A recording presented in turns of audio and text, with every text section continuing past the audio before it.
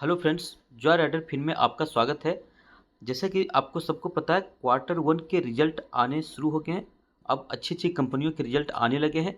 तो आज का वीडियो का शुरुआत क्वार्टर वन के रिजल्ट के साथ करते हैं। एक बहुत ही अच्छी कंपनी जिसका कि बिजनेस जो है ना, वो फ्यूचर ओरिएंटेड है। तो फ्यूचर ओरिएंटेड बिजनेस है, काफ़ी बढ़िया कंपनी परफॉर्मेंस करके दिखा रही है। और इस कंपनी के फ्यूचर जो है ना, काफ़ी बढ़िया बताया जा रहा है। आपको जब मैं सारे फैक्ट दिखाऊंगा तो आपको खुद पता चल जाएगा कि इसका फ्यूचर जो है कितना बढ़िया हो सकता है। कंपनी ने आज रिजल्ट दिखाया। मार्केट जब ओपन था उसी के दौरान आया इसका रिजल्ट। देखिए, पिछला जून से इस साल का जून का कंपेरिजन में अगर देखेंगे तो सेल्स देखिए, 951 करोड़ से 1005, 1053, 1177 और अभी हो गया 1200। तो आप देख सकते हैं सेल्स में हर क्वार्टर में ग्रोथ देखने को मिल रहा है। पिछले क्वार्टर को बीट करता हुआ चल रहा है ये कंपनी। इसी तरह से आप देखेंगे प्रॉफिट बिफोर टैक्स, इसमें भी अगर देखेंगे तो 119 करोड़ कमा रही थी, अभी 179 करोड़। और हर क्वार्टर में आपको यहाँ भी ग्रोथ साफ साफ दिख रहा होगा। नेट प्रॉफिट की बात करें तो एक साल पहले कंपनी 86 करोड़ रुपए नेट प्रॉफिट बना रही थी। वहाँ से फिर जो है 101 करोड़, 109, 115 और अभी है 123 करोड़। तो कहने का मतलब है कि कंपनी अपने सेल्स या नेट प्रॉफिट में लगातार ग्रोथ दिखा रही है। ठीक है, तो कंपनी का बिजनेस काफ़ी बढ़िया चल रहा है। अगर पहले भी देखेंगे तो देखिए, पहले कितना आप देख सकते हैं, 14 करोड़, 9 करोड़, 24 माइनस में भी चला गया था। तो इस कंपनी का बिजनेस बहुत बढ़िया नहीं था, लेकिन धीरे धीरे आप देखेंगे तो ये अपना नेट प्रॉफिट बढ़ाते बढ़ाते 100 करोड़ के ऊपर इसका नेट प्रॉफिट चला गया है। ठीक है, तो काफ़ी बढ़िया परफॉर्मेंस। अगर एनुअल बेसिस पे भी अगर देखा जाए तो एनुअल बेसिस पे अगर देखेंगे तो ये देखिए, एनुअल बेसिस पे का सेल्स देखिए, 1600, 2700, 4100, फिर 4100, अभी पिछले जो 12 महीने का 4400 करोड़ का इनका सेल्स हो रहा है। नेट प्रॉफिट देखेंगे तो 5 साल पहले सिर्फ 47 करोड़ नेट प्रॉफिट था, जो अभी 447 करोड़। तो जिसमें जबरदस्त उछाल देखने को मिला है। और कंपनी बिजनेस क्या करती है, कंपनी का चलिए नाम क्या है, तो अगर नाम बताएं तो हिमाद्री स्पेशलिटी केमिकल लिमिटेड। ये HSCL के नाम से ट्रेड करती है, केमिकल की कंपनी है। बिजनेस बहुत धांसू है। बिजनेस देखने के पहले मैं अगर इसकी साइज दिखा दूं तो 21,378 करोड़, 432 के प्राइस पे चल रहा है। पी देखिए, 48 के पी पे ट्रेड कर रहा है, जबकि इस इंडस्ट्री का पी कितना है, तो 42 का पी है। तो ये थोड़ा सा आपको कॉस्टली जरूर दिख रहा होगा, बट इंडस्ट्री के पी के आसपास दिख रहा है। बाकी परफॉर्मेंस ROC देखिए, ठीक ठाक 20 के आसपास। अगर आप लोन भी देखेंगे तो डेट टू इक्विटी देखिए 0.02, यानी कि बहुत ज़्यादा लोन भी लेके कंपनी नहीं चल रही है, इसलिए 11 का इंटरेस्ट कवरेज रेशियो भी है। प्रोमोटर के पास 50% शेयर होल्डिंग है। अगर आप देखेंगे तो बाकी, अगर इसका अगर मैं चार्ट दिखाऊं तो पिछले 3 साल का ही देखिए, तो कंपनी में कितना बढ़िया आपको रिटर्न बना के दिया हुआ है। 50 रुपये के आसपास रहने वाला स्टॉक अभी जो है 450 के आसपास पहुंच गया। 3 साल में 9 गुना कर दिया, यानी कि 10 गुना पैसा को बना के दिया है ये कंपनी ने। अगर इसमें बात किया जाए इनका शेयर होल्डिंग पैटर्न, तो शेयर होल्डिंग देखिए, पहले 45, प्रमोटर के पास 45 होता था और पब्लिक के पास 53 होता था। FIDI बिल्कुल नाम मात्र के थे। और अभी जो है आप देखेंगे तो अगर पिछले 4 क्वार्टर का देखिए, 44, 44, 50, 50, मतलब प्रमोटर खुद अपना माल खरीदते जा रहा है। आप देख रहे हैं, प्रमोटर खुद अपना माल खरीद। प्रमोटर अगर खुद माल खरीदता है तो जनरल एक स्टैंडर्ड भी है कि जो है इसका तो कंपनी, अपनी कंपनी पे प्रमोटर को विश्वास है। ठीक है, तो पब्लिक का भी विश्वास बढ़ जाता है। अगर आप देखेंगे एफ आई 5% लगभग मेंटेन किया हुआ है। अगर DI देखेंगे तो पहले 0.5 था, अभी 2% से ऊपर खरीदारी इन्होंने भी किया है। तो प्रमोटर की होल्डिंग तो बढ़ रही है, वहीं पब्लिक होल्डिंग 49 से बढ़ के 42। तो यहाँ पे देख सकते हैं FI, DI, प्रमोटर सब इसके स्टॉक खरीदते जा रहे हैं। चलिए देखते हैं कंपनी बिजनेस क्या करती है। अगर कंपनी के बिजनेस को अगर देखेंगे तो primarily engage in the manufacturing of carbon materials and chemicals. ठीक है, तो केमिकल और कार्बन मटेरियल बनाती है। देखिए, नंबर 1 कोल पिच मैन्युफैक्चर। कोल पिच जो है इंडिया में, उसका नंबर 1 सबसे बड़ा मैन्युफैक्चर यही कंपनी है। Only company to manufacture advanced carbon material in India, सिर्फ यही कंपनी करती है। उसको कह रहा है लार्जेस्ट प्लेयर और naphthalene and SNF in India. तो ये नंबर 1 कंपनी है, मार्केट लीडर है नेप्थलीन में और कार्बन कोल पिच में। ठीक है, कार्बन मटेरियल में। और आगे इसके बिजनेस को देख लेते हैं। देखिए कंपनी क्या कर रही है, तो multiple speciality carbon product segment like coal tar pitch, carbon black, naphthalene, refined naphthalene, SNF, speciality oils, ये सब सारा बनाता है कंपनी। ठीक है, मेन इनका बिजनेस यही है। ठीक है, कार्बन कार्बन मटेरियल और केमिकल से 99% इंडिया में ही ज़्यादा कारोबार होता है इनका। अगर देखेंगे इनका मैन्युफैक्चरिंग फैसिलिटी कितना है, तो 7 मैन्युफैक्चरिंग फैसिलिटी बताया जा रहा है, जिसमें 4 लोकेटेड है वेस्ट बंगाल में, 1 ईच छत्तीसगढ़, आंध्र प्रदेश और उड़ीसा में।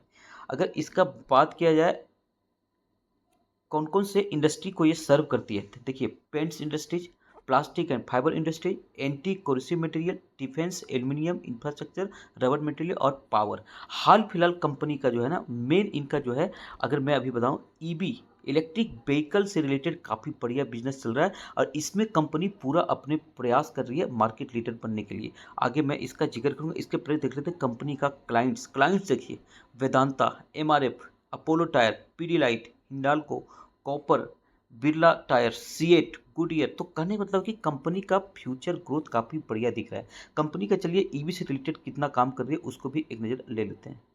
यहाँ देखिए हिमाद्री स्पेशलिटी के बारे में क्या बताया जा रहा है। कंपनी हैज सोलिडिफाइड इट्स पोजीशन, ठीक है, मजबूती के साथ अपनी पोजीशन को बरकरार रखा है एज ए की प्लेयर। की प्लेयर मतलब समझ रहे हैं, उस अपने बिजनेस में मार्केट लीडर है एक तरह से।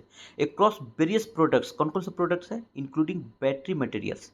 जो इलेक्ट्रिक व्हीकल, अभी आजकल पता है आपको इलेक्ट्रिक व्हीकल पे कितना जोर दिया जा रहा है। जो कंपनी इलेक्ट्रिक व्हीकल को एक्सेप्ट नहीं भी कर रही थी, वो धीरे धीरे इलेक्ट्रिक व्हीकल की तरफ मूव कर रहा है, और इसकी सबसे बड़ी रिक्वायरमेंट है battery.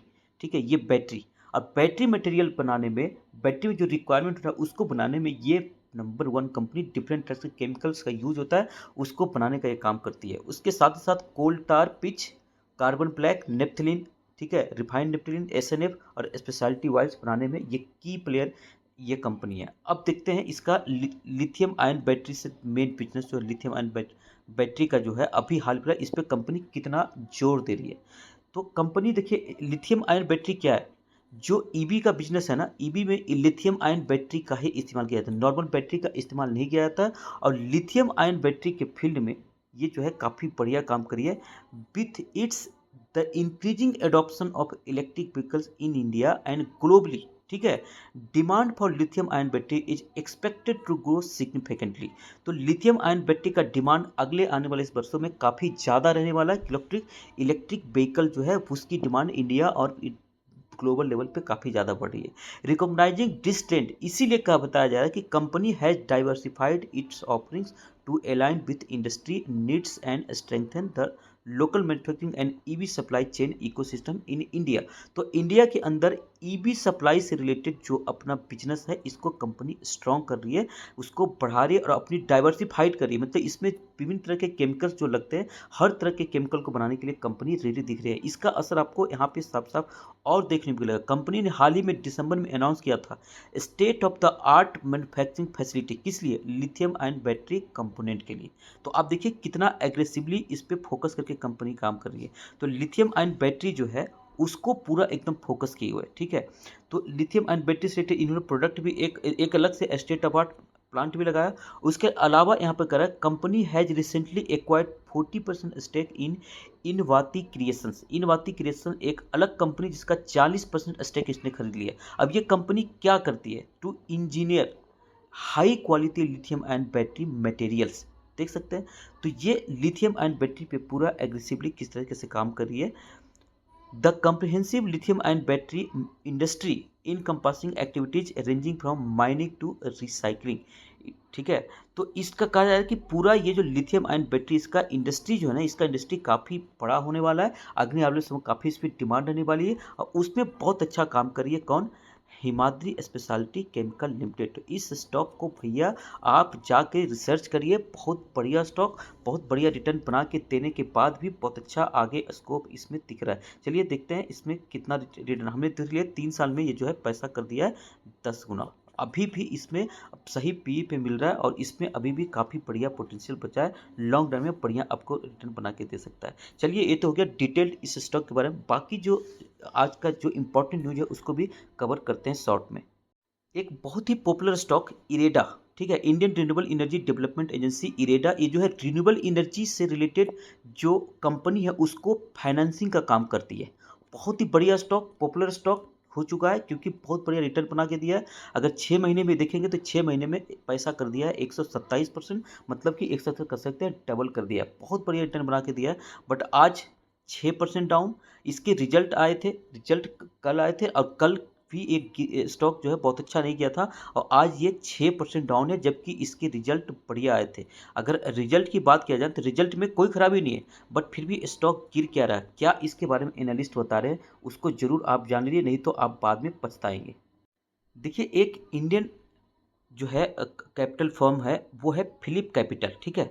Philip capital brokerage firm है, इंडियन कंपनी है। इसने बताया है कि इरेडा जो कंपनी है जिसका ये काफ़ी ज़्यादा टूट सकता है, 130 से 110 के पास आ सकता है। अभी कितना चल रहा है, 270 के आसपास। तो 270 वाला स्टॉक गिर कर करके 130 से 110 पे आ जाएगा। आप सोच सकते हैं कितनी भयंकर गिरावट आ रही है, यानी कि 270 वाला गिर के आ जाएगा 130। 50% से ज़्यादा ये स्टॉक टूट सकता है इरेडा। जबकि ये इसने जो है रिजल्ट में कोई खराब, रिजल्ट ने बहुत अच्छा इस दिखाया कंपनी, ठीक है। ये क्यों ऐसा बताया जा रहा है, क्योंकि कह रहा है why passive flows rather than fundamental reasons, ठीक है। फंडामेंटल कंपनी का कह रहा है उतना बढ़िया नहीं है जितना कि ये जो है इसमें इस स्टॉक में जो है रैली आपको जो है पैसिव फ्लो देखने को मिला, और इसलिए ये जो है अभी already priced in the best value, बहुत पहले ये जो है वैल्यूएशन इसका काफ़ी हाई हो चुका है।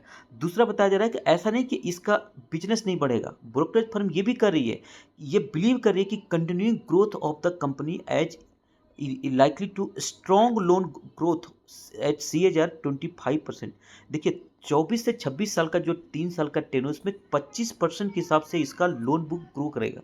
बहुत 25% हाई होता है, मतलब बहुत बढ़िया एक तरह से कर सकते हैं। स्ट्रॉन्ग लोन ऑर्डर बुक में ग्रोथ दिखा रहा है और रिन्यूएबल एनर्जी में ये काम कर रही है। बट उसके बावजूद कंपनी के बारे में नेगेटिव क्यों बताया जा रहा है, क्योंकि इनका जो लोन ग्रोथ है ना, वो कर रहा है expected to match the loan growth, एक second, not expected to match the loan growth due to pressure on margin. Loan तो बहुत अच्छा है, लोन ग्रोथ तो कर रहा है, बट लोन के ऊपर जो इनको प्रॉफिट मिलेगा, जो मार्जिन मिलेगा, उस पर प्रेशर बना रहेगा। इसलिए इनका जो लोन बुक बढ़िया होने के बावजूद भी अर्निंग ग्रोथ जो है ना, वो बहुत ज़्यादा नहीं बढ़ने वाला है। ये ऐसा अनुमान लगा रहा है ये ब्रोकरेज फर्म, ठीक है।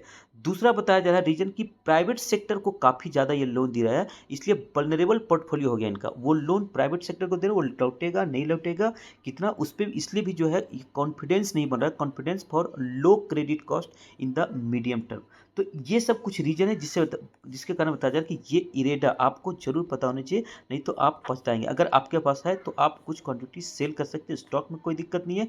बट अगले 1 साल 1.5 साल जो है ये स्टॉक में गिरावट जारी रहेगी, इस फर्म के जो अपना दावा है उसके हिसाब से। बट जरूरी नहीं कि इस फर्म ने बोला है और उतना टूट ही जाएगा, बट कुछ जरूर गिरावट संभव है, तो आप इसमें जरूर उस हिसाब से स्ट्रेटजी बनाइए। चलिए कुछ इंपॉर्टेंट खबर की तरफ भी देख लेते हैं। एक बहुत इंपॉर्टेंट खबर आ रही है टाटा पावर से रिलेटेड। टाटा पावर के जो हेड है, टाटा का ही एक तरह से हेड है, एन चंद्रशेखरन, इन्होंने एजीएम में अपना कुछ बयान दिया है और उन्होंने क्या बोला है कि 20,000 करोड़ रुपया हम कैपेक्स करेंगे फाइनेंशियल ईयर 25 में। देखिए, इस ईयर जो है, इस ईयर उन्होंने कितना किया, इस ईयर, इस फाइनेंशियल ईयर जो 24 है, इसमें 12,000 करोड़ का कैपेक्स प्लान किया गया है। अभी करें 12,000 तो किया ही किया, अगले साल हम 20,000 करोड़ का कैपेक्स प्लान कर रहे हैं। बहुत बड़ा होता है 20,000 करोड़, ठीक है। तो 20,000 करोड़ का इनका कैपेक्स प्लान है और उसके बाद ये भी बताया जा रहा है कि ये जो 20,000 करोड़ का कैपेक्स प्लान कर रहे हैं, ये जिसका जो मेन फोकस होगा towards accelerating the companies renewable energy portfolio, ठीक है। तो रिन्यूएबल एनर्जी में टाटा पावर बहुत अच्छा काम करे और रिन्यूएबल एनर्जी में ही सबसे ज़्यादा इसका उपयोग किया जाएगा। ये जो कैपिटल एक्सपेंडिचर 20,000 करोड़ का किया जा रहा है ना, उसका तो काफ़ी बढ़िया कंपनी खबर इस कंपनी के लिए। एक और स्टॉक जो काफ़ी चर्चा में रहता है, garden rich ship builders, GRAC, इसके लिए भी आज फिर अगेन एक पॉजिटिव खबर देखने को मिला है। खबर क्या है, तो खबर देखिए, GRAC के लिए 840 करोड़ का फिर से एक ऑर्डर मिला है, ठीक है। तो इसको एक और ऑर्डर मिला है 840 करोड़ का। पिछले कुछ दिनों में लगातार इस कंपनी को ऑर्डर मिल रहा है, यही कारण कि आज भी इस स्टॉक को देखेंगे तो आई थिंक 4% से 5% बीच आज ये भागा है। एक बहुत ही बढ़िया खबर और देखने को मिल रहा है, ये भी देखिए मीडिया रिपोर्ट है, ये मूडीज, सॉरी मूडीज जो है ना, मूडीज मूडीज आपको पता है, मूडीज क्रेडिट रेटिंग एजेंसी है, ग्लोबल लेवल पे बहुत ही इसका विश्वसनीयता है। तो मूडीज ने बोला है कि फेडरल रिजर्व जो है ना, वो जो एक्सपेक्टेशन हो रहा है कि सितंबर में रेट कट होगा, वो कह रहा है कि 30 से 31 जुलाई को जो मीटिंग होने वाला है फेडरल रिजर्व का यानी कि एफओएमसी का, उसी में रेट कट संभव है। और कितना होगा तो 25 बेसिस पॉइंट होगा। तो सारी चीज़ें ये बता रहा है कि 25 बेसिस पॉइंट होगा रेट कट, और जुलाई में ही होगा और फेडरल रिजर्व करेगा। तो ये मूडीज एक जानी मानी वैश्विक संस्था बता रही है, बहुत ही विश्वसनीय संस्था बता रही है। अगर ये बता रही है तो मतलब समझिए इस पे जरूर कुछ दम है। इसका डिटेल रिसर्च आज उसको ध्यान देख लीजिएगा, अदरवाइज वीडियो काफ़ी लंबा हो जाएगा। बट इन्होंने इसमें ग्राउंड भी बताया कि मैं क्यों ऐसा एक्सपेक्टेशन जता रहा हूँ। तो ठीक है, तो मूडीज की अगर अगर इस पर भरोसा किया जाए तो ये अगर जुलाई में रेट कट संभव हो जाता है तो आप सोच लीजिए मार्केट जो है ना कि बहुत ज़्यादा ऊपर चढ़ चुका, अब मार्केट गिरेगा, उसमें फिर से एक बूम बूम वाली स्थिति आ जाएगी, फिर से एक जान फूंक दिया जाएगा और मार्केट बहुत अच्छा परफॉर्मेंस यहाँ से कर सकता है। तो इनका देखते हैं इनकी भविष्यवाणी कितना सही होता है।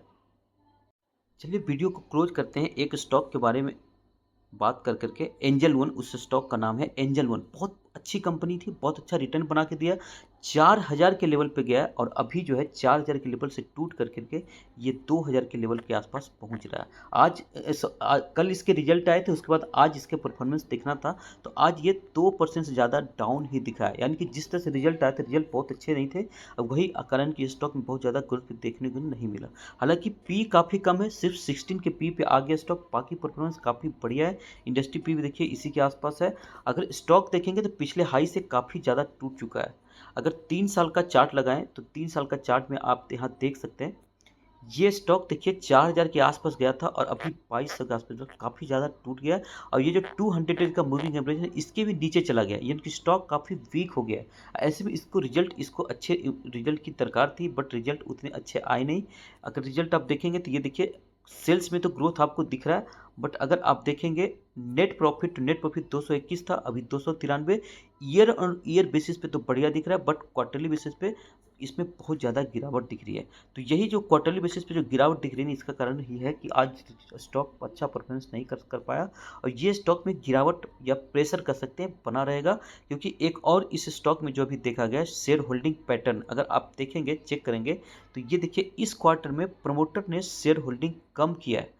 38% प्रमोटर के पास था, अभी ये 35% हो गया है। तो प्रमोटर अपनी शेयर होल्डिंग भी कम कर रही है लगातार। अब पहले भी देखेंगे तो पहले कितना शेयर होल्डिंग तक होता था, 43 होता था, उसके बाद कम करके 38 के पास आए, 38 मेंटेन किया काफ़ी दिनों तक, और अभी 38 से भी घटा कर करके प्रमोटर कहाँ है, 35 पे आ गया है। तो जिस तरह से प्रमोटर अपनी शेयर होल्डिंग बेचते जा रहा है उसी तरह से इसका जो स्टॉक का जो प्राइस है ना वो भी देखेंगे तो नीचे जा रहा है। ठीक है, तो स्टॉक काफ़ी बढ़िया स्टॉक था, अभी भी स्टॉक खराब हो गया ऐसा नहीं है, फिर पी पे मिल भी रहा है, बट ये स्टॉक अभी वीक हो गया है और इसमें प्रेशर अभी हावी है। ठीक है, अभी शॉर्ट टर्म में तो इसमें बहुत बढ़िया ग्रोथ देखने को मतलब मिलेगा ऐसा डाउट ही है। बट ठीक है, जिनके पास है ऐसा नहीं कि बेच बाच के पूरा निकल ही जाना है, कुछ प्रॉफिट बुक आप जरूर सोच सकते हैं। इसके बारे में अभी आपको थोड़ा इंतजार करेंगे तो आपका एग्जैक्ट पिक्चर जो है इस स्टॉक का वो देखने को मिल सकता है। चलिए आज की वीडियो को क्लोज करते हैं। अगर जानकारी अच्छी लगी तो आप वीडियो को लाइक करिए, शेयर करिए और चैनल को सब्सक्राइब करिए।